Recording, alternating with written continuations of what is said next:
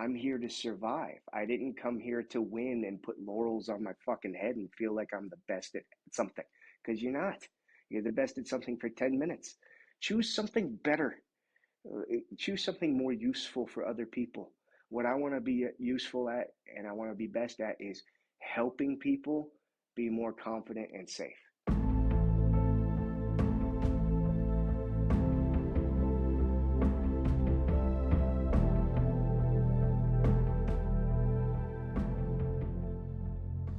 Hello, friends. Thank you for tuning into this week's episode of the Mayn Idea Podcast, where today I have the pleasure of sitting down with Chris Bones Burns. If you love this podcast and you want to support it, please take 30 seconds to leave a 5-star review on Apple or Spotify and subscribe to the YouTube. This helps the show get discovered organically, and it helps me bring on continuous, amazing guests like Chris. The best way that you can support the show is to just share an episode. Pick your favorite episode, share it with someone who loves jiu-jitsu. It's so easy to do, and it goes a long way and helps me keep this show alive. Also, there are now timestamps in the show notes, so feel free to jump around to the part that interests you most, although I always recommend listening to the episode in its entirety. Chris Burns is the founder and head instructor of 0 Point Jiu Jitsu in the United States and Australia.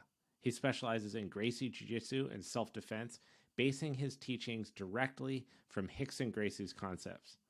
Chris is one of the few people who trains with Rickson, let alone on a regular basis. He is a certified instructor and representative for the breathing class, and his breathwork principles are instrumental to bettering your jiu-jitsu and overall your life. Chris reminds me a lot of why I fell in love with punk rock music when I was a kid. It was real, no BS, and existed solely, if for nothing else, to provide a place for the chaos to exist and create art. He's an authentic guy with a unique perspective on jiu-jitsu, violence, and of course, self-defense. I hope that you enjoy this episode as much as I did. Without further ado, Chris Bones Burns. Chris, thank you so much for taking the time to be here, man. Between running multiple schools, traveling, teaching jiu-jitsu, and living a life, I appreciate you being here. It's my pleasure. Thank you very much for the invitation. So we'll just open the can of worms right out the gate. What does jiu-jitsu mean to you? Balance, I think. Personally, I'm getting older, so in my first response was usually violence. It's fighting. I'm going to teach you how to fight. But now I'm older. I have a son. I have multiple jobs. It's less about picking fights, and it's more about kind of finding a balance in everything. And it's a beautiful activity that brings people together. So, that's the old man answer, but, violence. I Yeah. enjoy fighting. Was that always part of who you were? Unfortunately, yeah. Yeah, I used to By get in a choice or lot of by fights. environment? A Yeah. little bit of both. I was just a stubborn little asshole, recalcitrant from birth. Yeah. Uh, When did jiu-jitsu enter into that equation? Probably about 19 or 20. So I was always interested. I always wanted to try it. It was kind of sitting there Yeah. in the background for a long time, and it took a while for me to be able to catch up to it. But when I did, I did 1,000%. I didn't just kind of Yeah. 3 classes a week kind of guy. I slept on the mats. So when I started, I started. You mentioned your son. I'm just curious, did fatherhood change your perspective on the violence balance thing? Yeah, I'm not getting arrested. I've got things to Yeah. do. Okay, No, you're a good dad. yeah, I try. I'm trying. I'm a new dad. This is very new to me. So, Mhm. tiny altercations, it's not a thing. I'm definitely not going to be pushing any boundaries physically, especially in America where you can get sued for looking at somebody funny. So I'm Yeah, not, you got to be careful. I'm Keep your just eyes trying, down, right? yeah, I'm just trying to be a good dad. That's all. Yeah. But, mm, trying. It's a tall task, right? It's harder than it seems. It's the single I'm hardest thing I've ever curious when done. I'm always curious with people that had a history of, we'll call it violence because that's what it is, history of violence or finding fights, altercations, things like that. when jiu-jitsu gets into the mix, what did that change about the way that you looked at it all? I hate sport jujitsu. That's what changed. Yeah. Because I did jujitsu for years. And at some point, I got into an altercation on the street, and I'm in half guard, and someone's holding my hair and banging my head on the ground. I'm like, this isn't right. So We don't do I, this in class. no, like I thought jujitsu was going to help me win. No, jujitsu helped the guy smack my head into the curb. So there's a stark difference between combat and the use of jiu-jitsu in combat and the playful game of sport. And I don't necessarily hate sport. I just say that as a reflex because I can see the appeal, and I can also see the use of not getting your head banged into the ground while you're trying to learn, right? But I think jiu-jitsu is taught in two very separate ways. And I can't be as more diplomatic as possible when I talk about this, especially the older I get, because I have a lot of friends that love competition, a lot. I also have a lot of friends that love fighting, like actual fighting.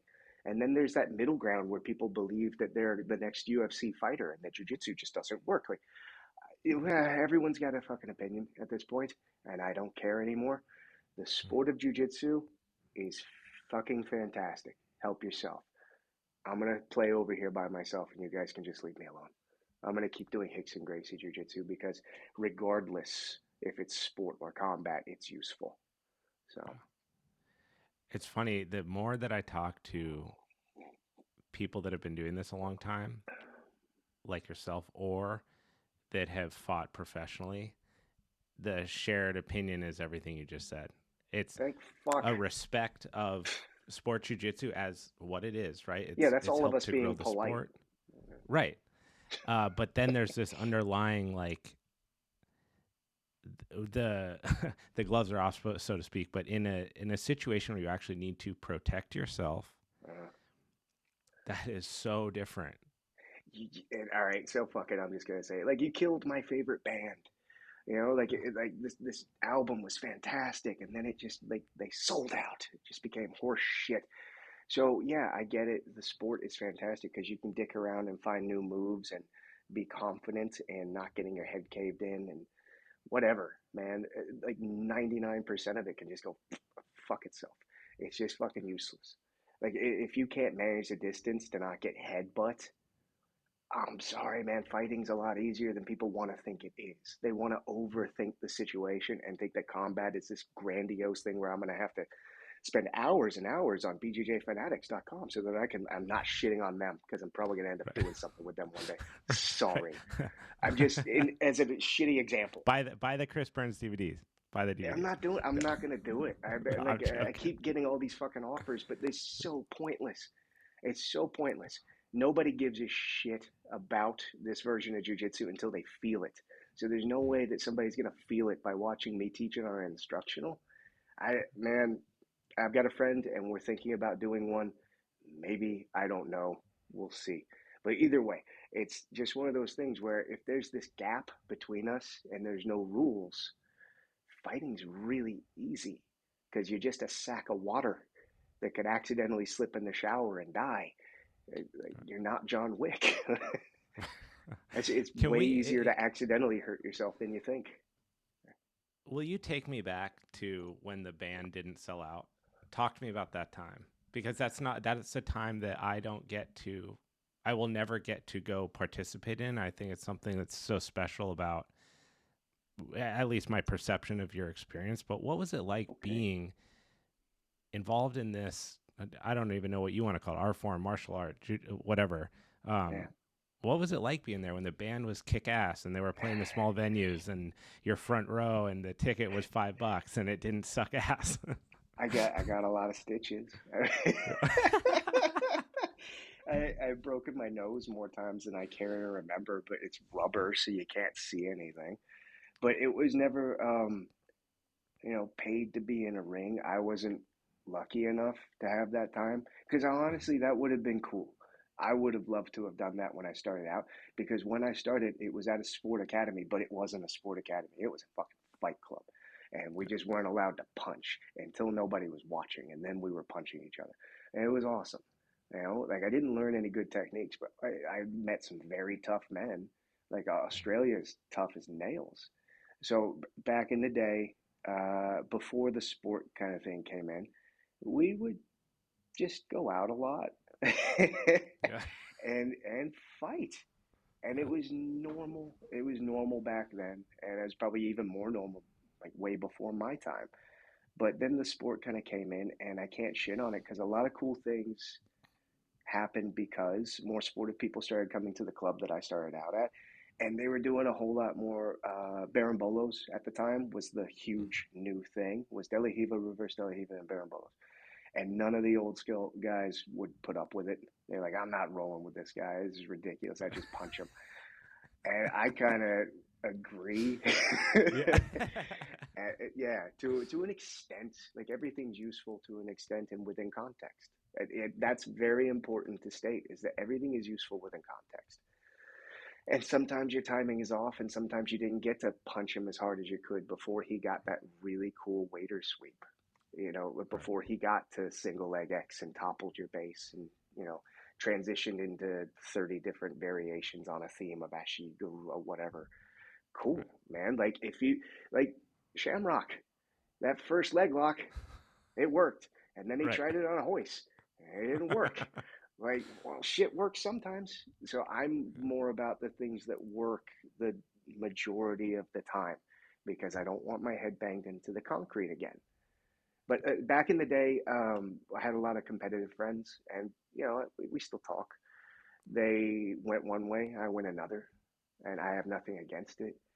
Um, it was meaner, it was bloodier, and like the idea of passing guard was kind of accompanied with an elbow to the face by accident sometimes, you know. Yeah. But yeah, I never had the glory or chance of being in a ring, nor did it really interest me. It's Well, just I mean, let's cut it right there. Like, what are, from someone who understands self defense as well as you do, the Gracie combative system as well as you do, and who has clearly lived the experience, right, from many different facets, what are some of the basic, tried and true, absolutely must know positions or controls that you feel like are really what people need to actually be walking away with, the no matter what clinch, their entrance point is? the clinch, distance. All right, so I can talk for hours on this subject. Cheers, brother. Got it. Okay, so I taught the combatives for Henry and Hedon for about 3 years. I don't teach those anymore. I teach Hickson's SDU, and I have a very like I have a view of what needs to be taught personally because I have experience in the matter. Um, Distance management, base, and the clinch are the most important aspects of jiu-jitsu. So those are the things that are barely ever taught anymore. It's slap hands, bump fist, butt scoot towards each other for glory, and you're getting submissions, and it's awesome. And rock and roll, man, your hobby's cool. I got Yeah. no fucking shit I'm gonna hang on you. I don't care anymore. But if I have somebody up in my face and it's a confrontation, one, why are they that close to be up in my face? Situational awareness is huge and it's never spoken about. It's more like, why would you be in a fight to begin with? I don't know. I never picked any fights, not once. I've been in a fucking ton of fights. I just have a tendency to be a smartass. If somebody bumps into me, like, okie dokie, let's do this. Right. You know, meanwhile, if somebody's up in my face, I'm going to have to make sure that my weight is forward and I'm protecting the middle. A lot of people don't talk about that. And you got that old 80s bouncer trick of this. And like, Yeah. that's fantastic unless he hits you with his left hand, you know? Right. So maybe that should be there and that should be there. And I should just be talking, you know, vaguely Italian. I'll be a little bit Right. expressive with my hands so that you don't fuck my life up. Right. Right. So there's a lot there to cover, and I can talk about it forever. But the idea of distance, like the fight doesn't start here. The fight started here, and Right. it's safer here or it's safer fucking here. And now I'm cheating. That's the point. That was the whole reason that this started was because I don't get to be stronger. I don't get to be faster. I'm not the fucking athlete. My job is to get too far away or too fucking close if I don't have weapons. Because guess what? I've got weapons. That's another level that has to be spoken about eventually. Yeah, I want to protect myself and the ones that I love. I don't have to do it with hand-to-hand combat. We can do this from far away too. Right. So if it has to be hand-to-hand combat, you're either too far or you're too close. And if you're too close, you should be on top on the ground, because it's much harder for you to cause damage to me than me to you in this situation. So it's one big cheat code that needs to be taught to the weaker, not the athletic. I don't give a shit about building an athletic team, right? If you want to do that, rock and roll, have fun. I want to be able to teach a woman that's half of the size of a competitive grappler, which is now a job apparently. So I want this woman half that size to be able to disengage with that person and get away. Yeah. That's another thing that's never spoken about. It's about, like, how am I supposed to take him down, get to the mountain, get to the arm lock? How about just get away? Yeah. That's not spoken about anymore. How about finding base, making a frame, and using their connection to be able to get out the back? Right? Maybe if they keep coming, worst case scenario, I've got to do the best I can.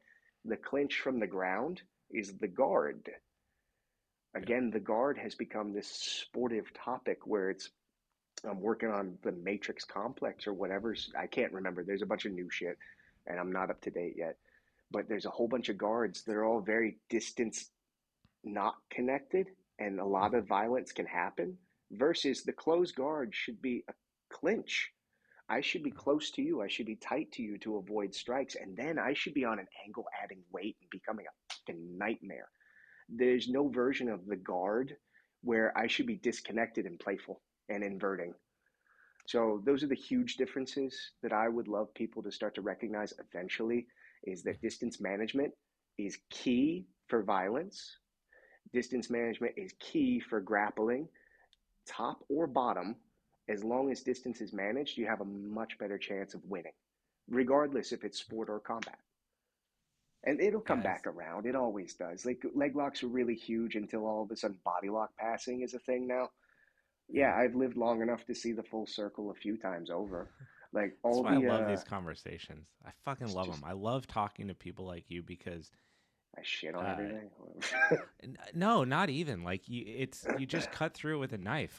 This happened. I was speaking with Robert Drysdale, and he said so many of the same things, because he's like, look, Spider Guard and daily, all this stuff is cute until someone's on top of you actually trying to hurt you, not your teammate who you're trying to keep safe and they're trying to keep you safe and you both want to get better and get stripes on your belt and yada yada. He's like, if someone is actually trying to fuck you up, do you think that the best thing to do is try to wiggle underneath their legs and put your foot in their pocket? And you guys both know from experience, from I've had my actual ass kicked real life times. experience. But then Make I'm it like, sound like I'm good at fighting. I've just had my head caved in a lot. we didn't say good. We said you've been in fights, right? So you have experience. But then I think about it, right? As someone who's like, admittedly, I'm just a jiu-jitsu hobbyist. I was an athlete when I was younger, and I found jiu-jitsu later, and I love martial arts, and I've been obsessed with UFC since high school. So it's a fun thing for me to do. But I very admittedly get caught up in the everything that you're saying about it. You know, the slap hands and the fun and the learning of submission, which is great. I think it keeps things alive to some degree, and it keeps people interested. But I have to check myself when I hear stuff like this, because I forget that at the end of the day, what I truly want to be able to do is, in the event that something happened, I want to be able to protect myself or my family. And then I want to leave. I want to get away from that situation or get other people away from that situation. And the majority of things that I practice wouldn't actually serve me in those situations. And so it's a good reminder to think about that the next time that I'm in their training. And when we do, like when Hoyler's come through and done Gracie combative stuff, or we've stuck to the curriculum, again, it's like my mind gets opened a little bit to like, oh yeah, this is actually things to really think about. We had one of our black belts, he just brought like a toy knife one time, and he put it next to us, and he said, hey, when we roll, try to get the knife. That's all I want you to think about. Just try to get the knife, and if you get the knife, we'll restart, and if I get the knife, we'll restart. And it completely changed everything. about what we were doing. And it was the first time I'd ever thought about it like that. Now, that could be a knife, it could be a brick, it could be a gun, it could be a piece of glass, anything, right? But just the fact that we were not trying to slap hands and grab lapels anymore, we had this objective that was survival based, completely changed everything that I was thinking about what we were doing. And so I feel like selfishly, like these conversations are so important because it's easy to get sucked into that part of it. My objective was always survival based. It was never to compete. It was never to be an athlete. I was not an athlete when I started, and I'm not an athlete to this day. The only reason I go to the gym is because I have a multitude of fucking injuries now because of trying to be an athlete, and nobody taught me how to do anything. They just showed me shit and hoped that I didn't die. Is like the fact that 99% of the people that are doing what they're doing right now started because they wanted to learn how to defend themselves. That's what keeps me going. You know, it's not because like, oh, I'm gonna go and compete at ADCCs. I didn't give a fuck about competition when I started, and it's not a fear of losing kind of thing because I've been losing for 40 fucking years in multiple ways. You know, the idea of a competition, it's this contextual thing of like, okay, we're gonna go out there and prove who's the best at this. Like, I'm good. I think if I want to prove who's the best at fighting, if we have to fight on Thursday, I'm going to stab you on Tuesday in an alley. Like, I'm here to cheat. I'm here to survive. I didn't come here to win and put laurels on my fucking head and feel like I'm the best at something. Because you're not. You're the best at something for 10 minutes. Choose something better. Choose something more useful for other people. What I want to be useful at and I want to be best at is helping people be more confident and safe. I think that's a great goal. That's a fucking phenomenal goal. That's why I teach self-defense. That's why I don't teach the sport. And I got a lot of competitive students and they're doing great using the stuff that I taught them. You know, but it's definitely I guess not the to goal. push back in some way on that, what maybe you could just think about like this, like what value do you feel like top competitors who have still, you know, dedicated a large chunk of their life to jiu-jitsu and training and being in the academy and teaching others and trying to help others understand, what value do you feel like they do have for jiu-jitsu and ultimately spreading the opportunity for people to learn or get involved because they see someone like Gordon Ryan and they're like, oh, I want to try to learn that. And so that ends up being their entrance point. Do you feel like there's a positive in there somewhere with competition and sport? There's a positive for literally everything. Like if you can't see a balance on things, you're kind of fucked as a person. But like I don't remember in my entire life, like first off, who outside of jiu-jitsu knows who Gordon Ryan is? I'd say more now than a couple of years ago, but he's Yeah. still a No, and I'm not big shitting fish on in a small pond. fucking A. I'm not shitting on Yeah. Gordon at all. He's phenomenal, man. That's amazing his accomplishments. But as far as I'm concerned, like the idea of sport and what's the best that top level grapplers have kind of given to that. Personally, like I can't shit on it, and I'm sure it has brought somebody onto the mats and got them interested in doing things.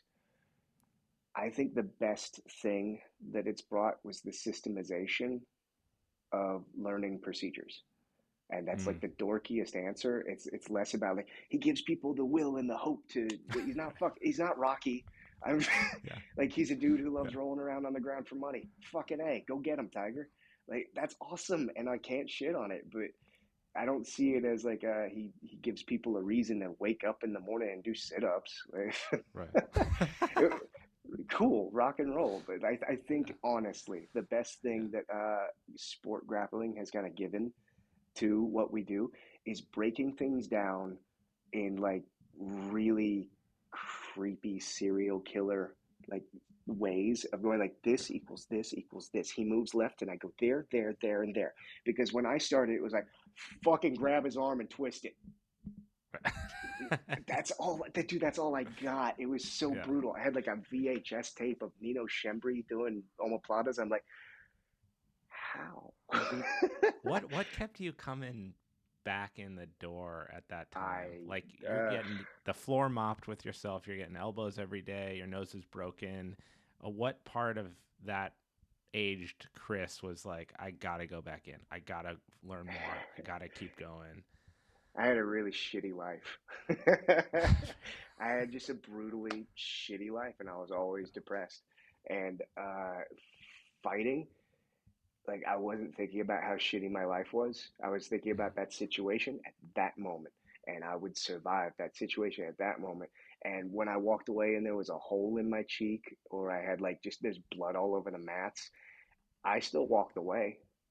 You know, like it kind of gave me this really cool Tom and Jerry, like push the boundaries, like how much can I take, and then walk away and go, I could take a lot.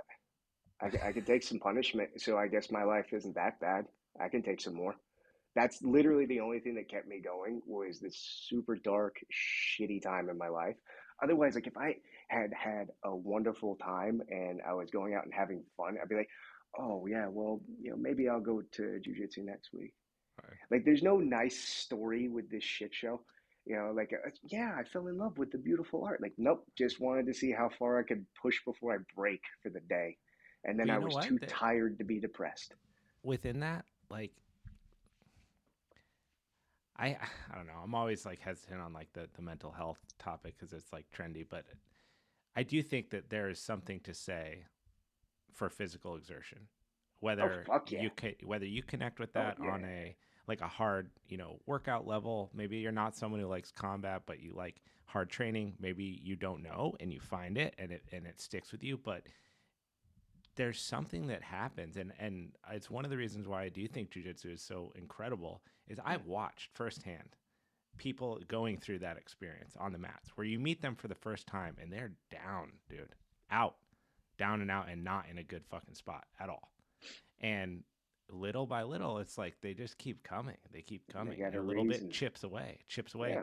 And then from posture, you see them stand up to the world, even to like actually how they communicate and talk and how they are. Their whole like persona adjusts Mm. because of this grinder of a experience. It just like doesn't leave room for you to have an ego about yourself and keep coming back. Like you'll just get checked out of it, Yeah. right? Or if you're having too much fun or not enough fun, whatever. And the people that just keep coming back, it's really cool to watch literally their brain morph in front of you without, I mean, who knows? Maybe they're taking a ton of Zoloft or something like that at home. But the perception is that it's happening because of this thing. Yeah. I agree 1,000%. For me, it was less of I felt really good after class and more of a, I'll be back. I'll see you tomorrow. Yeah. With regards to mental health and physical exertion, that is phenomenal, and it should be pushed so much more. It really Mm-hmm. should. Diet, activity, sleep, the simple things that should be fixing your life. Nobody's actually pushing those whatsoever. It's always more like, oh, you should probably take this pill. Maybe you should just go on this diet, do this, do that, like quick fix, stupid shit. It really does. Everything really does boil down to the bare bones basics of fucking everything, whether Yeah. it be fighting or depression. Like, I understand chemical imbalance. I do. I've had friends and family in my life that have had to take specific drugs because of chemical imbalances. Yeah. I hate to break it to you, large percent of people don't have a chemical imbalance. They just eat too many fucking tater tots and sit on the couch. Feel free to get out there and sweat and be a bit physical and have a good night's sleep. You might feel better tomorrow. I think If that not, then go to the that doctor. that distinction and perhaps balance ends up being the whole theme of this. I'm all about that, but that that distinction is so fucking important. It's Mm. not to take Western medicine and just drop kick it off the bridge because that's dumb. There are Yeah, you people that have to have need. balance. You have to be able to go in, and if you actually do have a diagnosed chemical imbalance, I pray that you get the help that you need and the Fucking prescription A. that helps you. But if you're 200 pounds overweight, you never move, you don't get outside, you don't see the sun, whatever it is, and everything in your life is contributing to this unwellness state, That's a Eat a fruit different cup. bag. Yeah. Eat a One, fruit cup. walk to Go eat a for a fruit walk. cup. Go for a walk. That fixed me. So like I was a chain smoker before I started as well. So Really? I would, yeah, 3 packs a day. So I started smoking when I was about 13, and I didn't quit until jujitsu. Jujitsu forced me to quit because I would have smoked and done jujitsu if I Yeah. could. Because Yeah. like the second I was on the mat, I was Right. like I couldn't stay the I'm Chris. course to take my Yeah. beating. So jujitsu maybe saved me from some kind of weird throat talk thing, Yeah. which would have been cool. It would have added to the mystique. What does it feel like to be in that, in the worst points, like to be actually struggling with depression and being down prior to finding this and getting out of it? Dude, I'm the worst person to ask. It was like pure nihilism. I thought that was kind of freeing. Really? When you don't really give a shit if you die, it's kind of Yeah. easier to go. But now I give a shit if I die, so I can't really be a nihilist. I have to kind of balance out my shit and stop acting like a teenager. Because Right. I pretty much acted like a teenager from 13 to 35. I got a little Wait, when extra did you have your chunk. kid? Yeah, about a year and a half ago. So And you're how old are you now? I'm 40. Okay, so what the child wasn't the inflection point. It happened Oh fuck no, before. no. I got my shit together. So I had to go through some dark stuff, and during that dark stuff, I was very lucky to have found jujitsu, and I made a lot of good friends. You know, I didn't really look back on it like that at the time, but now the amount of people that I met through jujitsu really did have an impact on my life, and I'm very I like being alone. Like I was gonna it's say you kind of don't strike me as someone who would mention that as a good thing. yeah. So look, I appreciate um, companionship and I Mhm. appreciate friendships, but I don't have a lot of them. That's all. Mhm. You know, like Yeah. I'm not putting it down whatsoever. I wish I had more, but like the people that I get close to have a tendency to just end up being dicks eventually. You know, Mhm. but there's a large chunk of them that aren't, and those people are family at this point. Yeah. So I've got a lot of people that I met, you know, well over a decade ago that are still in my life, and like they get a Christmas card. You know? They're good people, and then there's people that are like gone. My wife says I'm what is it, borderline. So like it's like 100% or 100%. Yeah. So there's no middle ground. Like, are you gonna forgive him? Like, why? What's the Right. fucking point? So Do you hold on to things? oh fuck yeah. Yeah. I'm growing up. I'm still growing up. Like I'm 40, but I'm not going to pretend to be an adult. I've held grudges for 40 fucking years, and I'm not Yeah. done. Yeah. So yeah, not going It's to hard pretend to. to be nice. I mean, there's some very corny parallels to jujitsu with holding on too long, so I won't even say that. But it's I'm hard. with you. It's hard to let things go that are pissing you off, especially when you feel like you've been done, well, you've been wronged by someone. When you're already someone who doesn't let that many people all the way in, like when you're, I feel like in a way I identify with the independence. Like I'm very fine by myself. I love conversations and meeting people and hosting these conversations or in my personal life, but I'm very fine alone, whether it's working out, surfing, walking. I can go several days without needing that. But then when you do open that door and something goes south, it's really tough to not just grudge onto that. And the worst part is to feel like it's a good thing that you're holding on to it. Oh, it's not.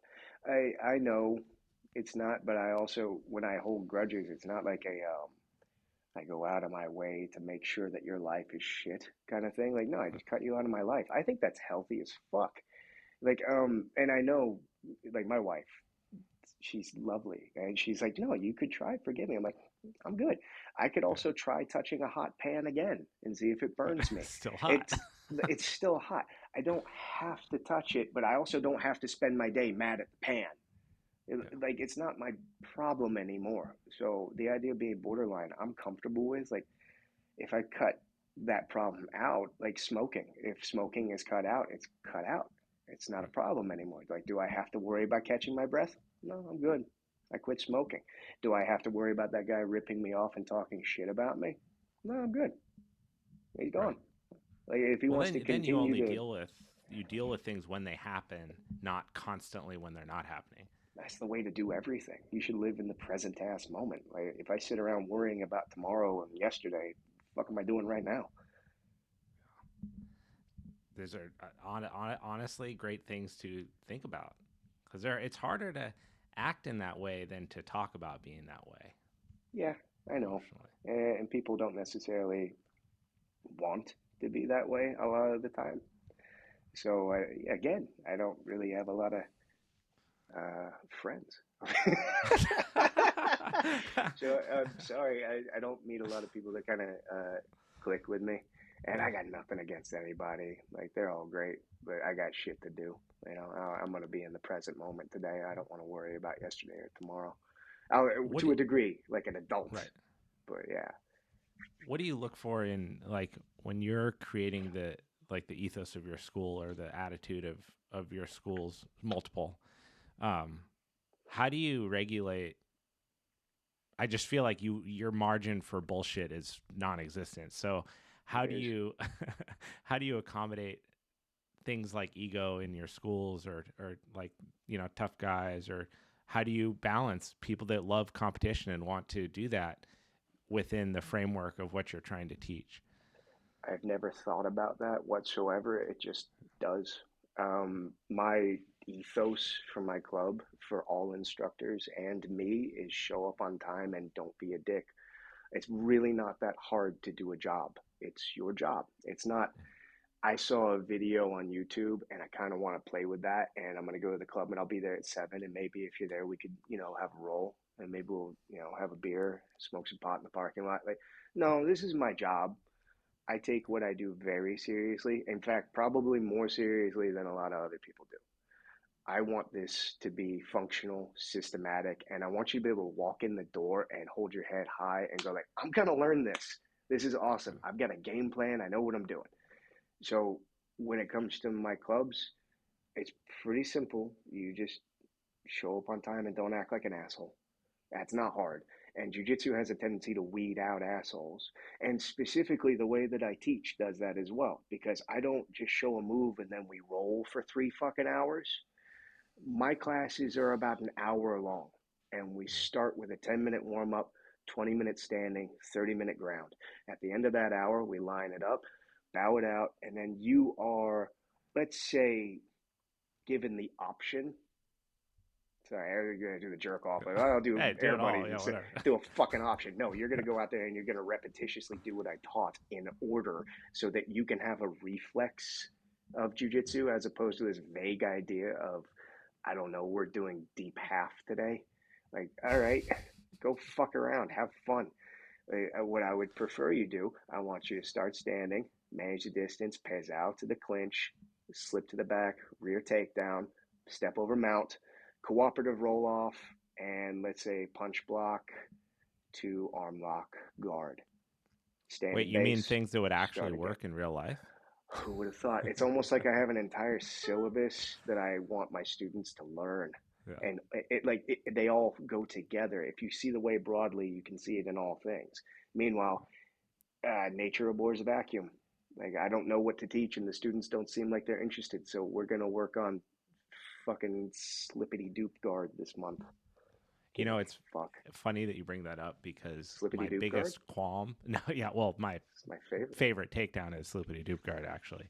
Uh, my career has been as a personal trainer, and Oh, cool. my biggest qualm with practicing jujitsu has always been the lack of structure, and then warm up chaos, which is get everyone hot Dude, you and are then sit talking them. to the fucking right guy. Oh shit, are we becoming friends? Oh no. Ooh, we're gonna Uh, do karate in the garage. yeah, So, with regards to that, before we even trail off on another subject, yeah, my school has a very specific warm up for the beginners class, yeah. warm up for the intermediate class, and then warm up for the advanced class.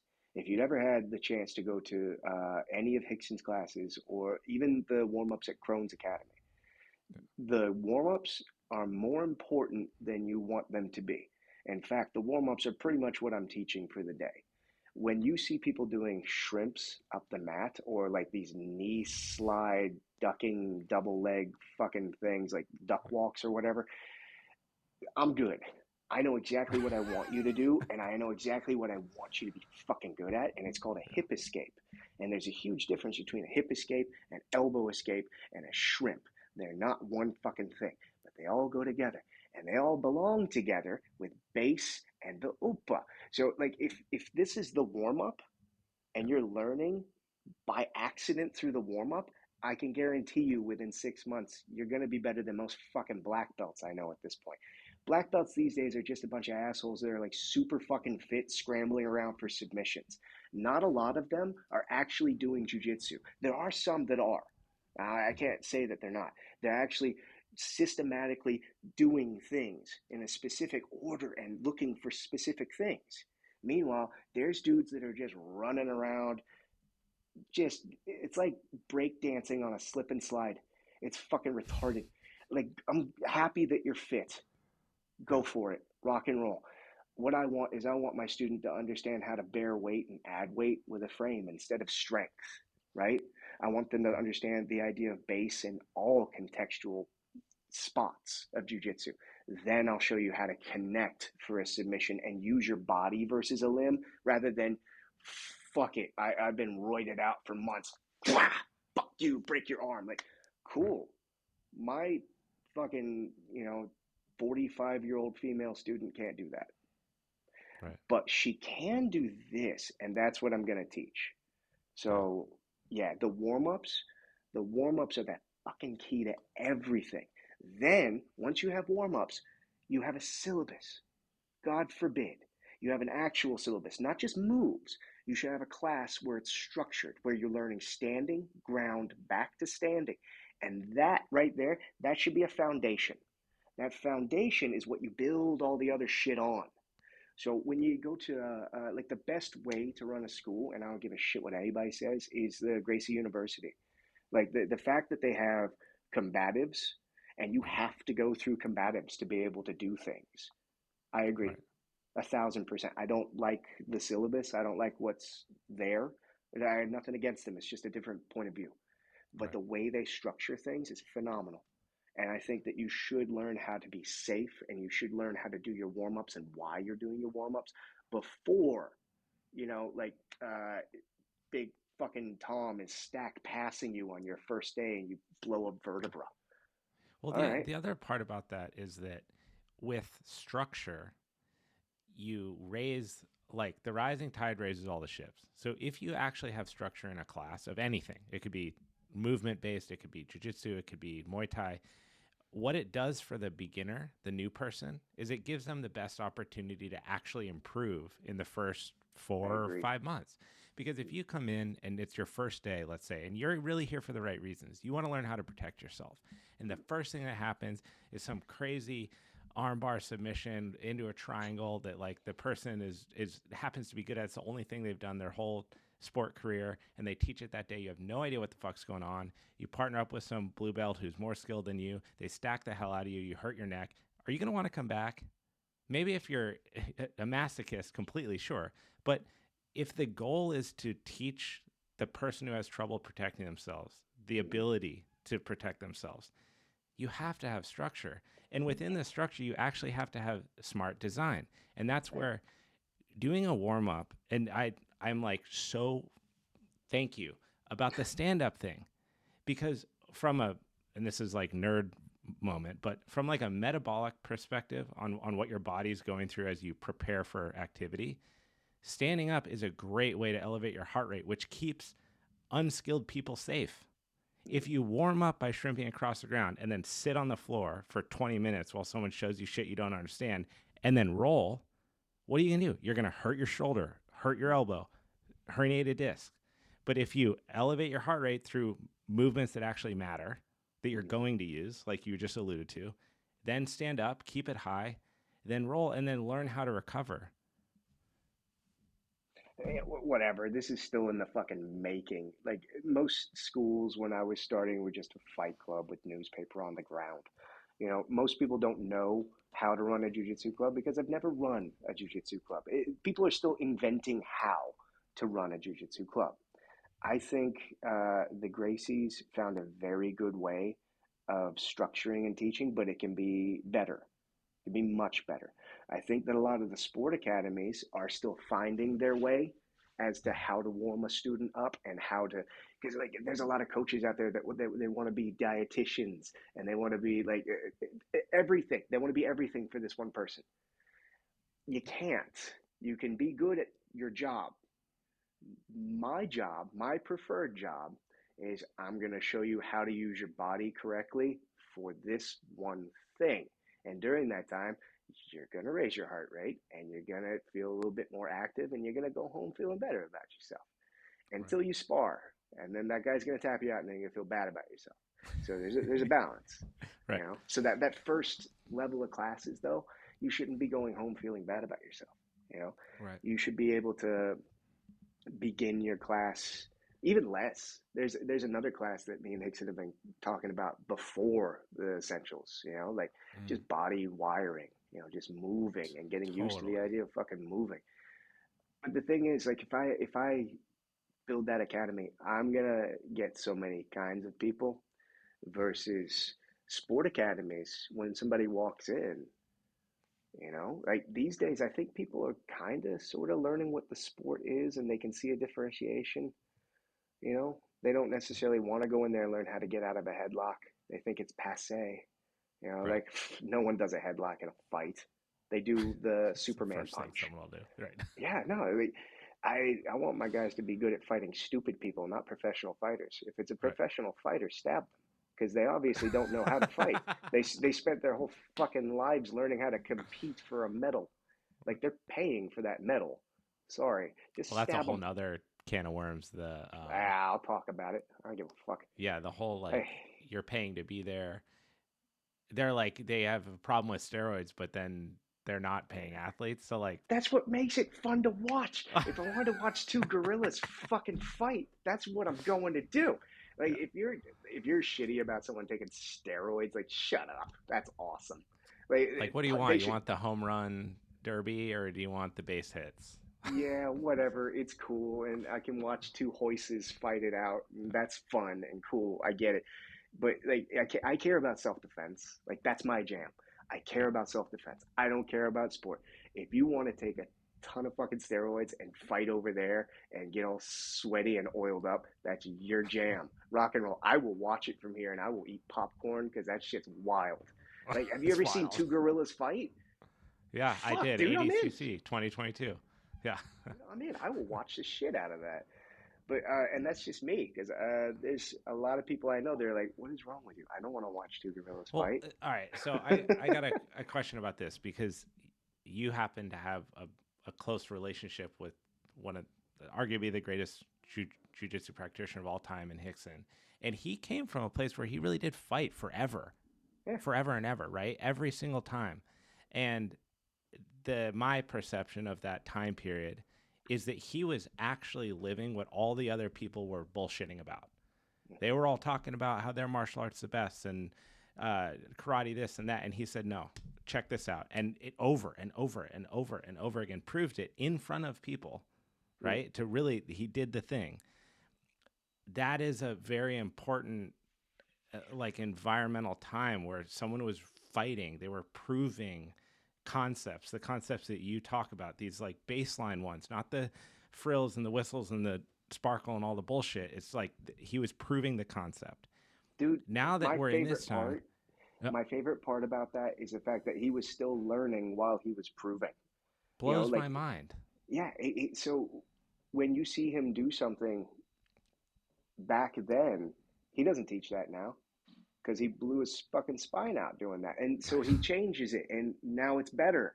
So that's how things get better is through that. Right. But I So guess my question is, do you feel like today something is going to be lost by the the lack of like that toughness, like you were talking about when you started, it was like bloody noses and it was crazy. But I that don't think, birthed you, that birthed yeah, Rickson, that well, birthed, what's so, you know, I don't necessarily think it has to be like that. I think yeah, it can be saved and it can be passed down, and you don't have to break your spine to be good. I don't think you have to. I think it takes a certain kind of asshole that's okay with getting hurt. And I'm not pinning that on Rickson. I'm pinning that on me. Like Rickson fought for, honor and valor. I fought for masochism and nihilism. There's a difference. yeah, Like I really do respect Rickson as a man. Like that's something I didn't necessarily have going for me in my youth. I yeah, wasn't standing tall, like representing my family and what I believe in. I was like, fucking yeah, kill me. So there's a yeah, huge difference between me and him. Um, I think what he did was phenomenal, and honorable. And I think you can achieve that without having to get the stitches. I think you can also get the stitches if you want to, though. You yeah, can push your own boundaries. You can be as stupid as me and go like, all right, let's do this.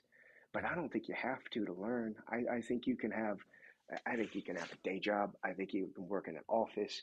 And I think you could totally, completely and utterly learn Rickson's jujitsu without having to hurt yourself. mhm, You can pressure test it later if you want to. You can have somebody squeeze your head off in the headlock as tight as they want. You can raise the level whenever you're ready. It doesn't mean you didn't learn. right. So that's just personal, and that's come from years and years of experience because the way he tests students and the way I test students, I just do what he does. Like I'm not my version of Rickson. I'm just trying to replicate Rickson. That's it. How did that relationship develop? Because you're one of, from what I Annoyingly. understand, of people that pursue training with him at this point is very, very difficult. But you do it every month. Yeah. It's there's very little bullshit. Like you said, like I don't have time for bullshit. That's not Mhm. my jam. I don't want to. I only get one life, I think. There's only so much time. I believe that he feels the same way, and I believe that a lot of people just try and use him, Mhm. and just to get a photo and that kind of stuff. And I would be hard pressed to have to deal with that myself ever in my life. So I don't know what his perspective is on that. I Right. feel like he just puts up with me because I won't stop. So Right. I don't know how or why he decided to continually teach me because I annoy me. So I've obviously got to annoy him. So When was the first time that you were able to train with him? In what setting did that happen? seminar, it was in Queensland, I think. He In came. Australia? Yes, he Yeah. came to Australia and did a series of seminars a while back. And the first time I got to physically train with him was I was a student under one of his students that was running it. Mhm. So he chose me to do some things, and I was learning from his student. And I think I took him by surprise by not sucking right out the gate. So he showed a bit of an interest in me. Yeah. When I say sucking, I mean not knowing his style. Because as Right. far as Right. I'm concerned, at this point, it's a Ryu.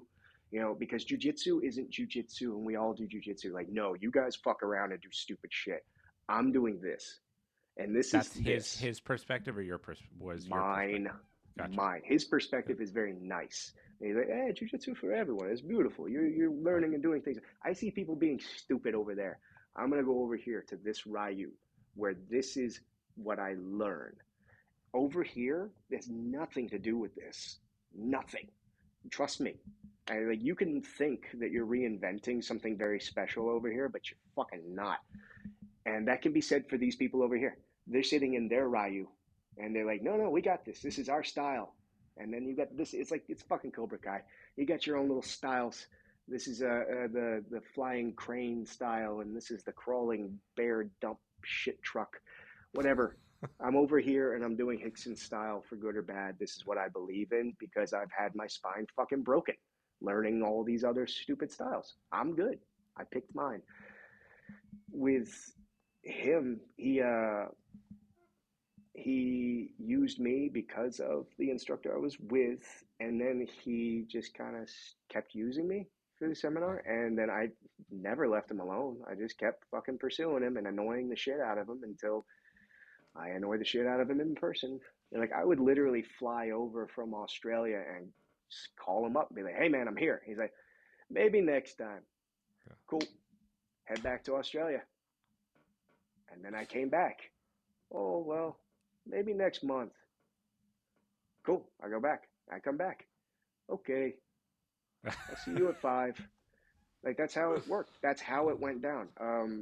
I don't know if it was like a 7 years in Tibet fucking thing, like sitting out the temple gates or some shit, but I think it was more, Yeah. I don't know. He seems interested, but he's annoying. Yeah. He seems interested. I guess I can put up with it. Okay, he's all right. And now it's kind of at the point where like, hey, Chris. Right. I don't know. I feel weird talking about a relationship with him. Well, I He's don't a want to push where you don't feel comfortable, but a training partner of mine, who I think you might know, named Benjamin Chen. Does that name sound familiar? No, yes, maybe yes, not. yeah, yeah. Yeah. He told me this story about you coming out from Australia, and I thought it was so fascinating. No, I remember Benjamin Chen now. Yes. Sorry, Yeah, I'm thinking about amazing. Facebook profile things. Yes, Okay. amazing guy. And I'm thankful to be able to train with him weekly, and someone who just embodies jujitsu and martial arts, and he does it everywhere he goes, all over the world, and he's That's just like cool. a saint, man. And he was telling me about how you would fly out and just get like the cold shoulder, and fly out and get the cold shoulder, and I just thought that was so cool. Like there's annoying persistence in life, and then there's like something's just important. Yeah, And there you it just go. struck me as one of those where I was like, that's Something's just cool. important. It was important to Chris to make that happen. And Rickson, I could understand being who he is, how many other Chris's there had been in his life Oh God, doing I the can't same even thing, right? count. Yeah. But Well, here it imagine is, how and he many. sees that as being real. And now look, like how cool is this? You might not look at it like this, but from the outside looking in, you're getting to spend time learning something from one of the most important masters of it ever. And I say masters, yes, in like the kung fu martial arts sense, but it happens to not be bullshit martial arts. Yeah. That's wild, man. Like that's very unique. In when the life passes by, you look back on that. That's freaking wild. From a guy I that mean, just like loved getting his shit kicked in at the Jiu Jitsu Academy. this he takes a special person under his wing, doesn't he? Yeah. It's in regards to that. I don't think you get a lot of time to waste in this life. Yeah. I don't think. I don't know. I've never been dead, so we'll find Right. out sooner or later.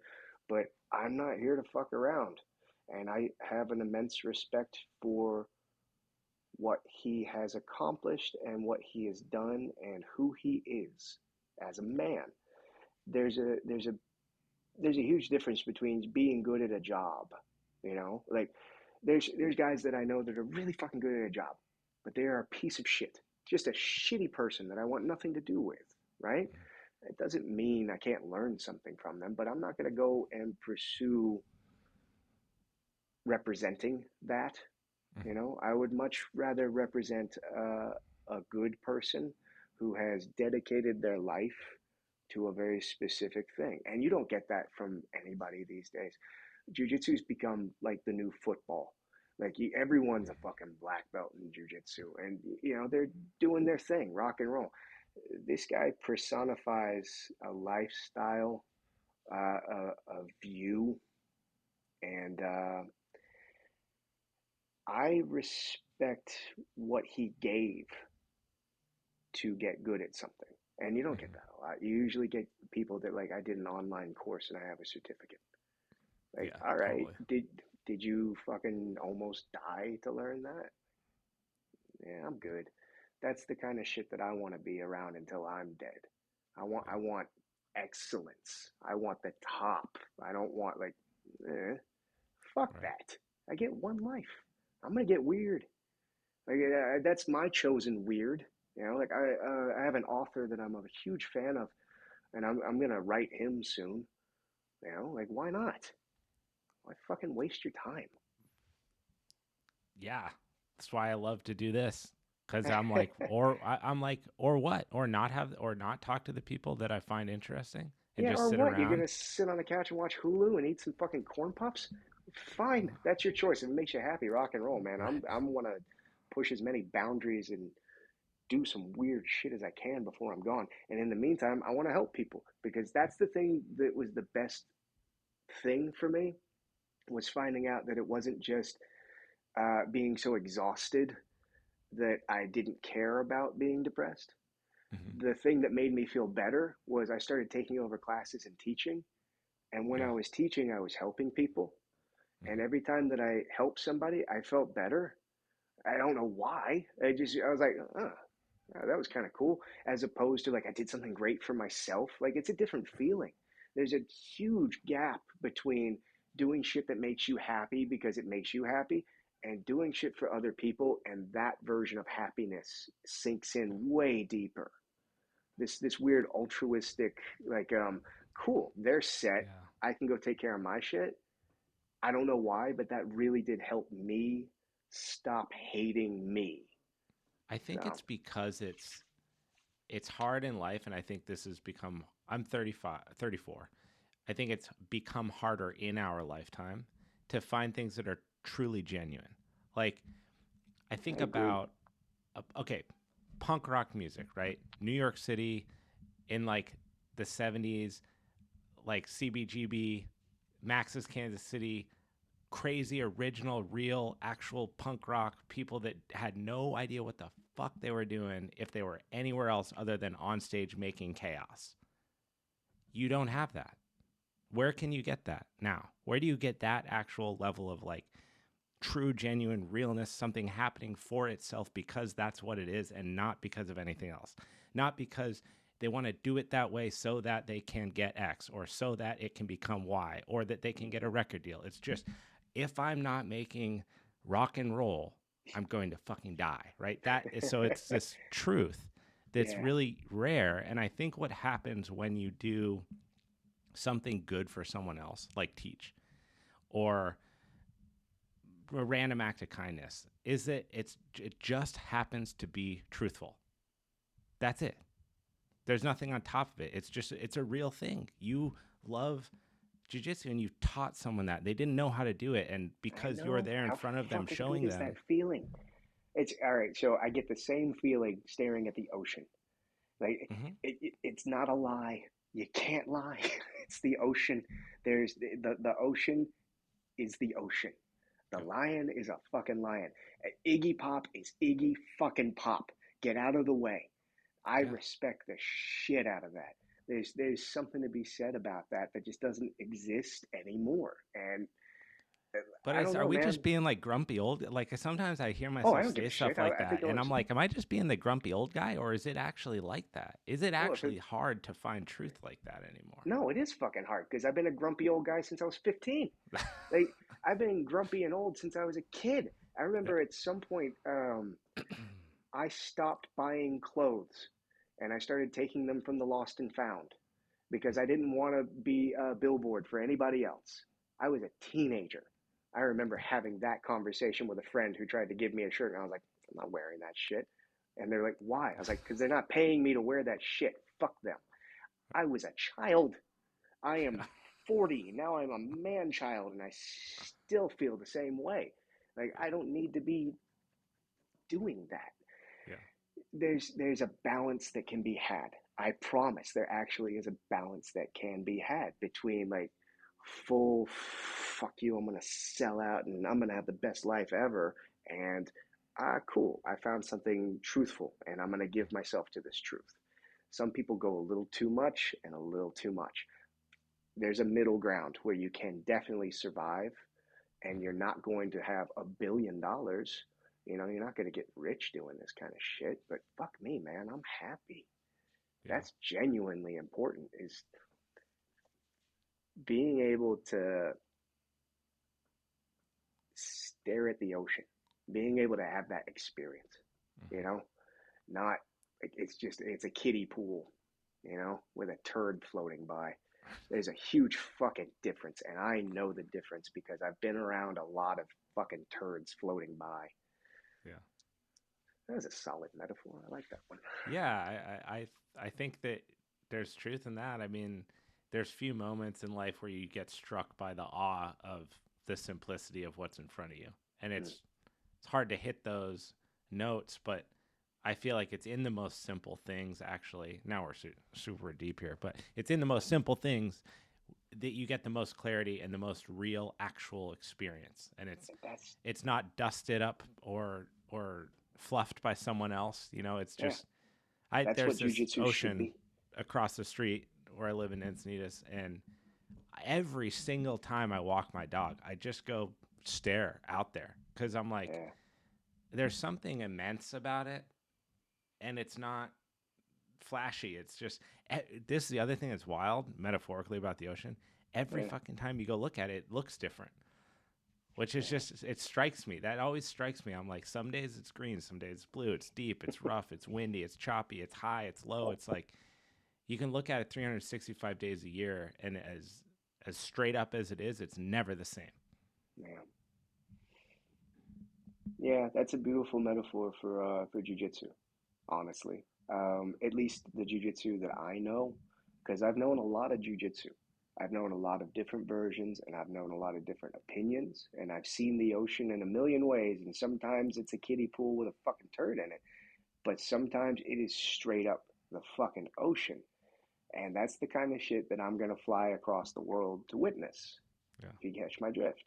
Yep. You know, so when you look at jiu-jitsu, the more basic and the more truthful it is, I think the more phenomenal it is to witness.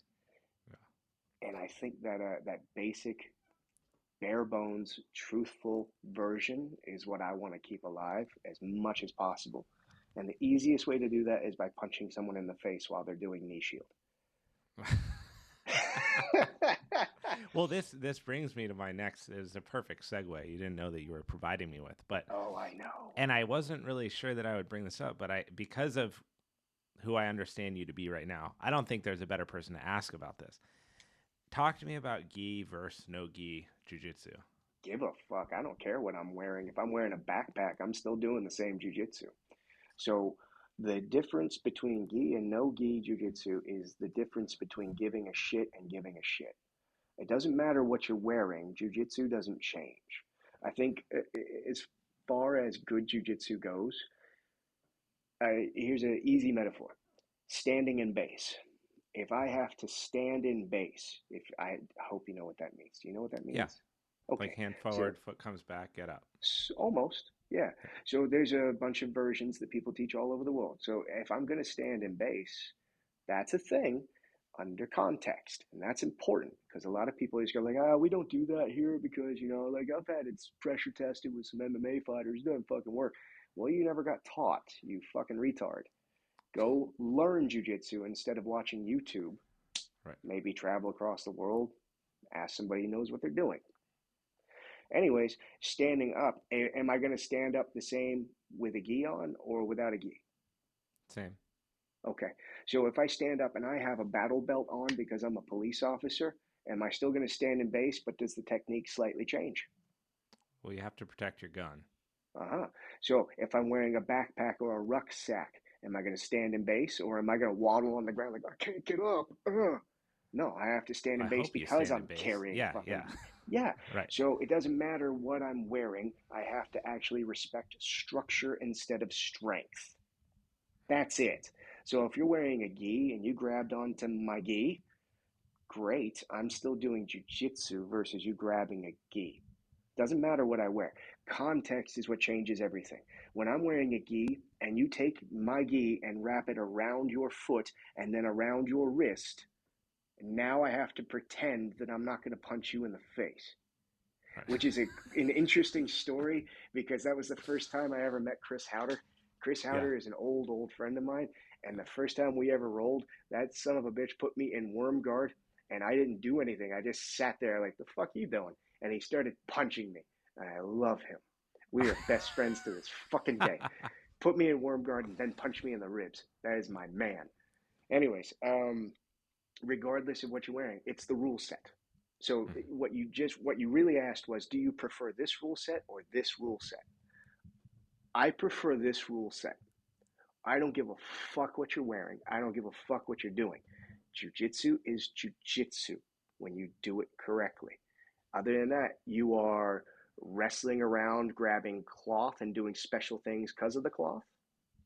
You're doing a sport, and I don't have a name for that yet. Or you are over here and you are breakdancing on a slip and slide looking for inversions and leg locks. I don't have a name for that yet. Fuck off, fuck off. Not my interest. Right here, middle ground. How are you going to hurt me? Bring it. Let's see what I can do. Let's see how much I can take, and let's see how much I can give, right? I got to manage the distance to manage the damage. I don't give a shit if I'm wearing a battle belt backpack. I got an AR-15. Distance management, number one. Are you going to grab the gun? Because if you grab the gun, you're connected to my body, just like if you grab the gi, you're connected to my body. So I'm not seeing a difference in my world. Do you have separated classes at your academies for gi and no gi? Just because of laundry day, that's all. I would prefer gi every single day because gi is harder to deal with than no gi. No gi is very slippery, and that's what makes it harder to do. So you have to actually do jiu-jitsu. Jiu-jitsu doesn't look like this. Jiu-jitsu should look like this. It should be much closer, much tighter, and distance should be managed at all times. So no gi, I love where everybody's going on this tangent. Like, no gi is the wave of the future. Like, no gi is full circle coming back around to prove that you were supposed to hold the body, not what it was wearing. You know, distance had to be managed for control as opposed to worm guard. We're stuck here for 30 minutes. Again, to push a little bit, doesn't that kind of prove that there is a difference in that if your jiu-jitsu is more proficient from a simple structured level, you're going to be able to protect yourself in a no-gi setting better because you can manage distance better. Well, it still doesn't make it a preference for me. I think you should be managing distance regardless of gi or no gi. So that's a solid add-on, solid question. When I say jiu-jitsu, I see my version of jiu-jitsu, what I represent and what I believe in, as opposed to no-gi Z-guard. I don't necessarily see that as distance being managed. Do you get what I mean by that? Yeah. Okay, cool. So it doesn't mean Z-guard's not a thing under context. If I put you in a Z-guard and I invert for the knee bar and transition to the heel hook, I did a really good job at my calling and my context in what I'm doing at that given time. That's awesome. Meanwhile, I don't care if you wore a gi while you were doing that. I don't care if you untie my lapel and do the jacare choke and roll over the shoulder. Like, I should be aware of things on a different level that's not really being taught anymore. Like the idea of, if I gave the distance for you to untie my lapel and wrap it underneath my leg and then grab with your hand and then transfer your foot, there's a lot of steps happening there, man. I'm not sure you were supposed to be standing right here that whole time trying to say no to that. Right. You know, it's a personal opinion. I don't think it matters outside of sport what you're wearing, because over here they're still not really teaching my version of jiu-jitsu. And they're not really teaching my version of jiu-jitsu. It's like a whole nother thing. And I don't have anything against it. It's cool and it's fun, and you're going to get submissions and you're going to have a blast. I want to be the boring old guy that's not going to die in a street fight. That's all. That's all. I always think about that. I'm not saying I'm better, or I'm not saying it's better. Like, if I got in a fight with a fucking 12-year-old, I'm pretty sure I'll win. If you're a sport competitor and you fight a guy who doesn't know how to fight, I'm pretty sure you'll win. So there's no big fucking difference. Like, well, sport works in the street too. Like, does it? Because that shit hurt me a few times. And I've been in a fair few fights since then, and I wasn't hurt. I just think, like, across judo, jiu-jitsu, wrestling, everything that's like grappling oriented, there are just like some commonalities. And one of the biggest ones is understanding your own leverage and where your body is in space. And Yeah. if you begin to get a semblance of that, that alone is going to help you. If you're not a fighting type person, it's going Yes. to help you distance and leave. Mhm. Because if you don't know where you are, if around, which let's be honest, a lot of people don't, Nope. you don't have your base and you don't have balance just at all, just without a gi, without no gi, without a boxing gloves on, just in general, you're not sturdy. Hmm. And if you're not sturdy in a couple different positions and someone is slightly more, you're fucked. Yeah, I So agree effed. completely. And I think my exposure to kind of all of these is just in generally like in surfing, right? Surfing's the funniest thing because it's neither a gi nor no gi. If someone really, and you see it happen, right? You see it happen. People get in fights and they paddle in and then they bicker and my dick's bigger than yours and then they go their separate ways. Yeah. But it's hilarious watching what they're wearing because they're wearing this super frictiony, ungrabbable but not quite dry, not quite wet. I'm like, what are you training in that's going to get you ready for that? Yeah. Also, am I going to hit you with my surfboard? Like that's something that nobody's paying attention to. Or Like, a rock fuck yeah. So, or sand in your eyes. when it comes to that kind of context, like, do you surf in long shorts or do you wear a wetsuit? I give a fuck. I'm still surfing. Fuck you. Regardless, Yeah. jujitsu. I, not anybody else. I'm not putting anybody under the bus with me. I think jujitsu goes two very separate directions, and one is the sport, and two is self-defense. And I think that you can get some from over here and some from over here, and it's awesome, and Yeah. that's completely fine. But one aspect that is never necessarily covered is situational awareness, distance management, base, learning how to use leverage instead of strength. Now it's more who's the faster, who can scramble, who's there's a litany of things that you're kind of supposed to be. I Yeah. remember at one point I was at a competition camp. I was training for a competition with some high level competitors, and at some point one of the guys that was working with us said, all right, remember, if you get in a scramble or you can force a scramble, make sure you look at the ref like he owes you some points because you might get some points by accident. That's the day that I quit. That was the day that because that was it. That was the turning point for me. That was it. Like, oh, I'm done.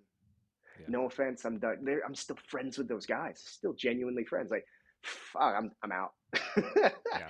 I drove home. I just hopped on the motorcycle and just gone. Never came back. Still here to this day. Well, imagine I that. Imagine give you a see a fuck. street fight. Imagine you see just people And get in a scramble, look scuffle. for Someone points. gets knee on belly and they look over and they're like, Uh, uh, "Am I get good? Advance?" yeah, Yeah, that's right. When phenomenal. someone hits you in the back of the head with something else. But You know, rock and roll, man. At least they're we didn't doing even get to something. touch on this, but I think it's pretty pertinent to the fact that you said scrambles, and the scrambles is what makes me think of it. But uh, is breathing and breath work and how that plays into your entire experience of training martial arts and jiu-jitsu. When did you start to give a shit about that? Is phenomenally important, and I never get to cover it at length the way that I want to or should. I'm currently, like as you can see, moving. I'm Mm-hmm. about to go back to Australia. I'm starting a club in Bondi. So when I go to Bondi, there's going to be a different structure as to how I'm teaching at this academy, and there's going to be body wiring classes that include breathing exercises for jiu-jitsu. Mm-hmm. I'm going to teach classes just on breathing alone because it's the one thing that has managed to change everything for me outside of the hip escape. So the two things that changed everything for me was the hip escape and how to breathe properly. When you don't know the power of base and connection, you don't necessarily know. You don't know what you don't know, right? It's like the first time that you ever got triangled. You don't fucking know what that is. Some dude's got balls in your face. You're like, the fuck is this? Tap. Right. You don't know the power of a triangle until you're in a triangle. Didn't exist before jujitsu. Breathing didn't exist for me until jujitsu. And it just was like, it's one of those things where I teach for Belisa Branich. I represent her as my instructor, just like I represent Rickson as my instructor.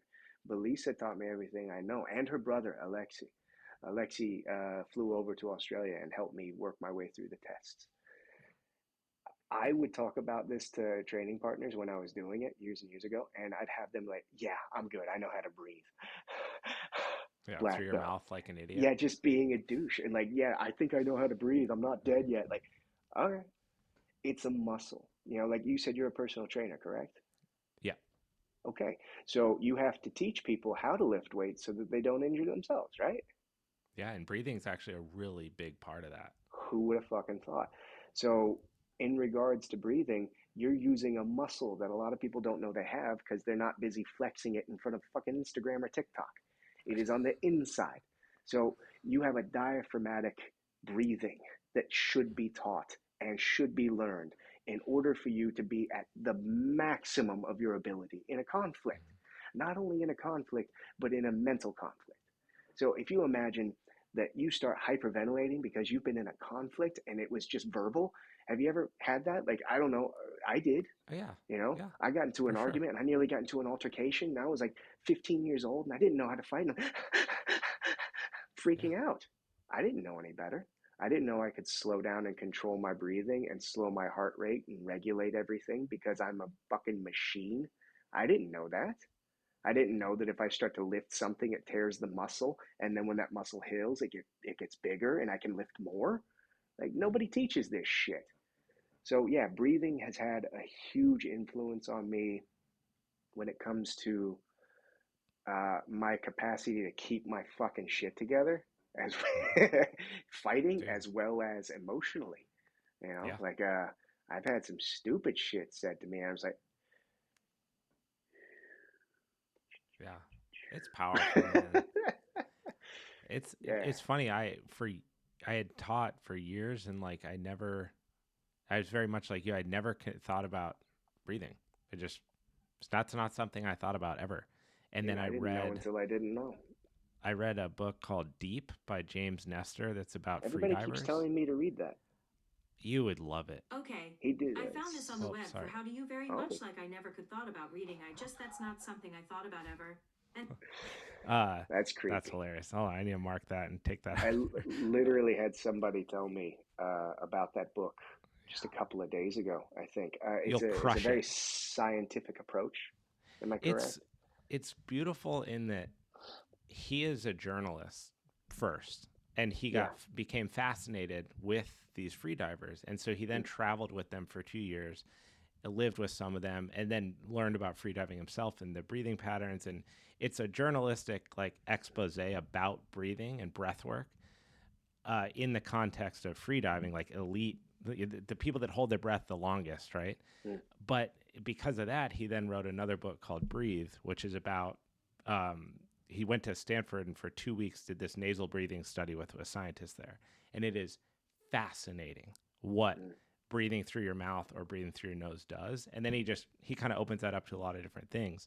But for me, it single-handedly, reading Deep changed my life. It made me start to breathe through my nose and for the very first time think about what it was that I was doing and then try to better understand like the capacities within that.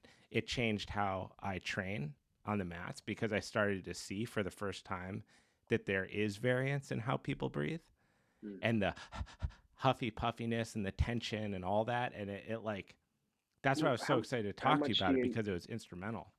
Do you want to know a little bit about this? Is there enough time? No, I'm super interested because I know that you're maybe talk a little bit about it's the breathcoaching.com. Is that Belisa Branich. So what I recommend for you, there's an instructor. Belisa Branich has 2 books. Breathe, which I'm assuming everyone who does breath work is struggling for a title for a fucking book. And then there is Breathing for Warriors. So Breathing for Warriors is the newer book, and she did a phenomenal thing with Boss Rutan. And eventually I'll do something with her as well for Breathing for Jiu Jitsu. It's just only so much time in this life, and I'm struggling as it is. Like you got my schedule for the day. You see what I'm doing. Like, that's why I was like, we're doing it now. I'm on the fucking bus to the plane because I live in the middle of fucking nowhere. plane to the taxi to the mat to the this for like the next 2 weeks. Belisa was my introduction to learning how to breathe for jiu-jitsu. And I was fascinated with breathing for jiu-jitsu because of Rickson. This is before I ever knew Rickson. So I noticed that he did a lot of breath work. So I started looking into a lot of breath work, and I was just doing my own half-ass research. And then eventually I met Belisa, and Belisa kind of put me under her wing and showed me everything. So the VO2 max and like just basic ways of testing to see if you know what you're doing, breathwork wise. Hand on your belly, hand on your chest, take a deep breath. You'll see somebody's chest come up. They're a clavicular breather, as opposed to diaphragmatic or mixed fucking shit show. Like it's not exactly like a lot of work to fix this kind of stuff. It's more about having the student breathe for you and then measuring their diaphragm and having them breathe correctly for you. You show them how to breathe, and then give them exercises to see if the diaphragm is growing and if their lung capacity is growing. It's a very simple execution. It's no bullshit learning how to use your diaphragm properly. And then you can add on as much knowledge as you want. That's why I fell in love with her as an instructor, because again, it's no bullshit. Yeah. So, and it's very black and white. There's no like, I'm aligning my feelings. Like, No, I'm good. don't do that shit. I can't. I'm done. I can't either. I can barely do some yoga classes because I'm like, I need this. I know this is good for me, but I can't listen to you tell me about how fucked up I am when I know it's you, like. Yeah, that was like the first 10 years of me trying to learn how to fucking breathe until I found Belisa. And the simple exercises of like, she gives them different names depending on where she's teaching them, like if it's in an office versus if it's on the army range and shit like that. So that you're a little bit more receptive. But the one that's the most important, I would say, is cat cow and rock and roll. So it's learning how to tilt your pelvis back and forth so that you trick your body into breathing with your stomach. Once you get that down, you can start to add more exercises to it, like learning about like breathing quadrants and things like that. But as far as Rickson is concerned, and as far as breathing while you spar, I have done privates with him about breathing as well as jiu-jitsu and his version of how he breathes for specific things. When you need to get your shit together and be active, hyperventilate, raise your heart rate, get awake, do your thing, fucking go attack. When you are sparring, don't hold your breath. There are moments where you can to move. There's exhalations and pulses. The thing that you should recognize the most is that while you are being physically active, breathe with every fucking thing you do. Don't worry about breathing in, worry about breathing out. That's when you're going to hear things like, you'll hear him and Cron and a couple other guys the entire time that they are doing physical exertion. If I was to blow out a candle, I either blow the candle out and try and catch my breath, or I'm a normal fucking human. I breathe in by accident. Every time I breathe out, all the used oxygen is going out and fresh oxygen comes in by default. Black and white, no hippie shit. Push out the used, pull in the fresh. If I'm sparring with you, it's not going to be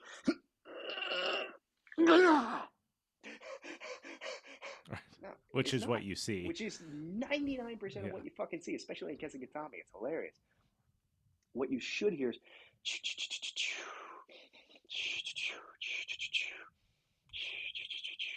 and don't worry about in through the nose or into the mouth. Any hole's a fucking goal. Get the breath in. Just Dude, I am dying right now because someone breathes said any hole's like a goal? No, someone breathes like that, and up until 3 seconds ago, I always thought they had the strangest breathing pattern when we're training. The fact that now I understand that there's like this insane purpose behind it just makes me feel like such a dumbass. But I love it. Oh man, I had so much shit hung on me when I started. I remember teaching some of this to a friend, and he was in Melbourne. He runs a wonderful academy. He was out there and he was trying to do the things that I was showing him. And where I was training, no one would give me shit because I would fucking murder them. Like, oh, cool, you make fun of me, see what happens. It was more fun where we came up. But this gentleman was like at another place, and they're like, "What do you think you are, fucking Rickson? You stupid breathing shit." Some people will just shit on you and not know why they're shitting on you because there's no repercussions. Like Yeah, when I it don't. comes to breathing, it should not be a thing that you mock, because when you hear a boxer, do you have a boxer go, No. or, Yeah. Yeah. yeah, It's all. fuck, man, it should be known at this point that you shouldn't be shitting on breath work when it comes to martial arts, let alone being a fucking sniper or a golfer. You need to know how to lower your heart rate. You need to know how to lift your heart rate. You need to know how to keep your gas tank full. My job is literally to teach how to cheat. Why would I not teach you how to have more energy than the other Yeah. person? It seems silly to leave And that. the whole carbon dioxide oxygen exchange thing that people don't really understand when they, for example, hold their breath, right? And they go, Mhm. I stopped because I had to breathe. No, you stopped because CO2 was building up in your body and you're not very good at handling the buildup of that. So you panicked. You Yeah. can go a lot longer than that. Oh, Even fuck things yeah, like man. that, understanding of how your body regulates these gases, it's an opportunity to be more calm, more present, And learn how to push your boundaries. It's straight up. fascinating stuff. Dude, I have a friend, had a friend, don't really talk to him anymore. Nothing against him, though. Professional big wave surfer. And I remember he was showing me some of the breath work that he had to do at the pool to get ready for this kind of stuff. He would have to go underwater and hold tennis balls in his hands until he had to let go of the tennis balls. Like that's when they would pull him up. Like he had to start to push those boundaries, Yeah. because eventually he might have to be underneath a wave and the riptide's going to pull him down under, and he's going to have to be able to survive. And then he's going to have to know about the difference between when he has endorphins flowing through him and when he's about to fucking go. Like he's still got time. He's still got time. He's still got time. Don't waste your So energy. gnarly. Relax. You'll get pulled back up. Don't waste your energy. You'll get pulled back up. It's so phenomenal the shit that you can learn from deep divers, from even that Wim Hof guy. I don't know any of his stuff. I'm Yeah. so sorry. I am trying. I just don't have a lot of time in my day, and I'm trying to catch up on a lot of things before I'm gone. But Wim seems like a very interesting man. But he does a lot of breath work for cold, and that's Yeah. fascinating to me too. Like cold plunges and Yeah. like regulating your heart rate, because I was getting into that for a while because of recovery, like getting into Yeah. a cold shower in the morning. I want to be useful at that kind Yeah. of stuff, but I don't normally have the time. Yeah. Like I want to know this. I got a friend who had me do a cold plunge and then put me in the sauna and then a cold plunge in the sauna. I'm like, I'm It's gonna get the fantastic. flu. I thought I would get the flu. I felt so good after. Don't you? I Isn't it do. crazy? I wish It's I nuts. still did that. Yeah. I don't. I can't. I live in Arizona. Everything's hot forever. It sucks. Right. Like there is no cold plunge. I put ice in a bucket to jump in for a cold plunge. By the It's time the fucking evaporated. ice hit the water, it was water. Yeah. Not a joke. It's That just was fucking the brutal out here. because I'll either do the ocean here in the winter because it's like 48 degrees, or there's a place where you can do it. And that really, it was actually Ben, who I was talking about, that got me to start taking cold showers every morning. And ever since that day, I do. And it is that breathing, cold showers, cold exposure, probably the three most impactful things in my life in the last like 4 years that are It's actually totally very good. free. Totally free, right? You can wake up and you can work on your breath in the morning. It's free. You don't have to That's what I ask do. anyone permission to do it, right? And it's I have to ask amazing. my wife. Right. Please don't. Will you Yeah, put up I'm with me while I do insane. stomach Leave me alone. vacuums? Yeah, the breathing stuff is, it really is amazing. I think I remember who Ben is, by the way. I believe I did a private with him in LA in an airport hangar.